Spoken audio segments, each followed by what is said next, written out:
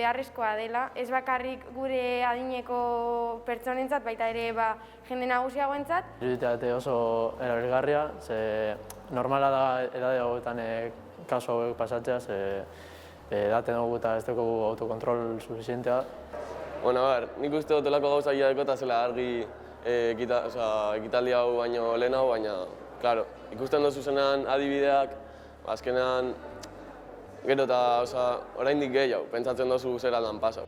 Da, kontu teneko emizuena da gauze bat. Kotxeko volantie edo motorra manillarra ez die kompatibliek ez drogakaz, ez alkolaz. Nik uste dut dela ekitaldi beharrezko bat, ze holan ikusi dugu honako gauzak benetan pasetan diela eta beti ez diela pasetan ondoko eri zuri pasau jatzule.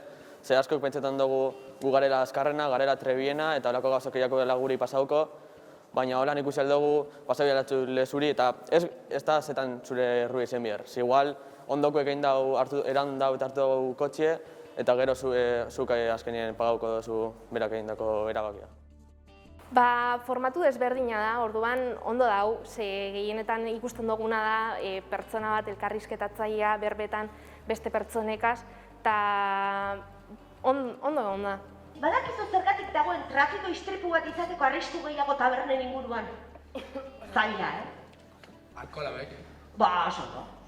Nik uste dut oso ondo egon dela, heltzen jakiela, eta bueno, eragina badeko, batek ez badago hartzen, ez erakotzia alkohol hartuta, behitzu, zeo zer lortu da, osea, niretako oso ondo egon.